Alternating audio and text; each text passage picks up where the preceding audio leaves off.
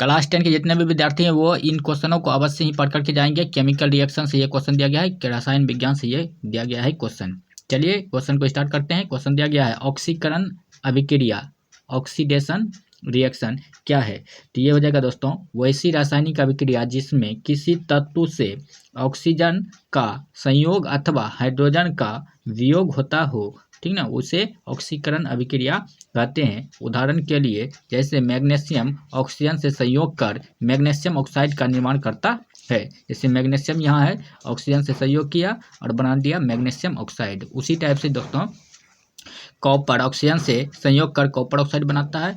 चलिए अगले क्वेश्चन को देखते हैं। हमारा अगला क्वेश्चन दिया गया है दोस्तों, कहता है अवकरण अभिक्रिया किसे कहते हैं, रिडक्शन रिएक्शन। तो वैसे रासायनिक अभिक्रिया जिसमें किसी तत्व या यौगिक से हाइड्रोजन का संयोग अथवा ऑक्सीजन का वियोग होता है उसे अवकरण अभिक्रिया कहते हैं। जैसे उदाहरण में दिया गया है दोस्तों क्लोरीन हाइड्रोजन गैस के साथ अभिक्रिया कर हाइड्रोक्लोरिक अम्ल का निर्माण करता है। जिस प्रकार से यहाँ दिया गया है कुछ रिएक्शन, हाइड्रोजन क्लोरीन से अभिक्रिया करके दोस्तों हाइड्रोक्लोरिक अम्ल का निर्माण कर रहा है।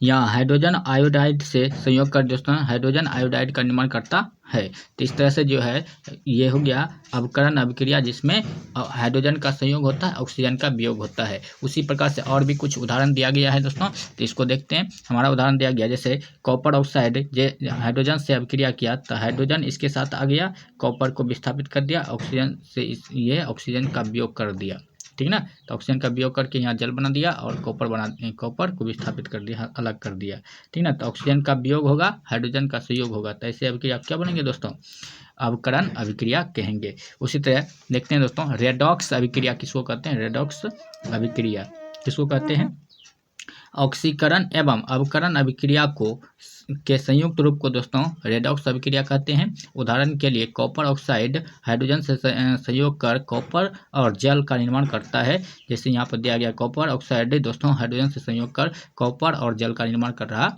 है। इसी प्रकार से बहुत सारी अभिक्रियाएं दिया गया है। चलिए अब अवक्षेपण अभिक्रिया को देखते हैं दोस्तों। अवक्षेपण अभिक्रिया किसको कहते हैं, अवक्षेपण अभिक्रिया।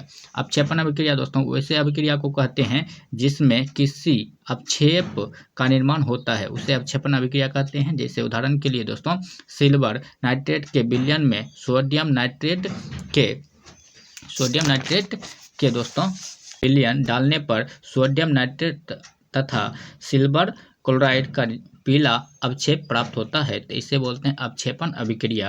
जैसे सोडियम क्लोराइड NaCl दोस्तों जो है, उसके बाद सिल्वर नाइट्रेट AgNO3 जब अभिक्रिया करवाया गया दोनों में तो ये बना दिया sodium nitrate NaNO3 sodium nitrate और AgCl जो दोस्तों है सिल्वर क्लोराइड है Cl2 यहाँ हो जाएगा दोस्तों। ये सिल्वर क्लोराइड का निर्माण करता है, पीला अवक्षेप के रूप में हो जाता है दोस्तों, हमको प्राप्त होता है सिल्वर क्लोराइड, ठीक ना।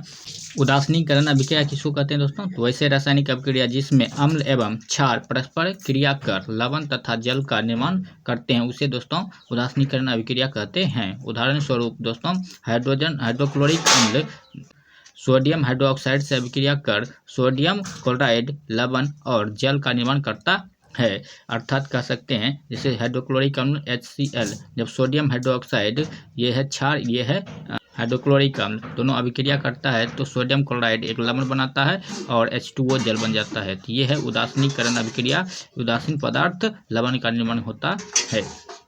इसी तरह से पोटेशियम हाइड्रोक्साइड जब सल्फ्यूरिक अम्ल से अभिक्रिया करता है दोस्तों तो पोटेशियम सल्फेट बनाता है और यहाँ पे जल का निर्माण करता है। तो यह हो गया उदासीन अभिक्रिया का समीकरण है, इसको आप याद रखिएगा।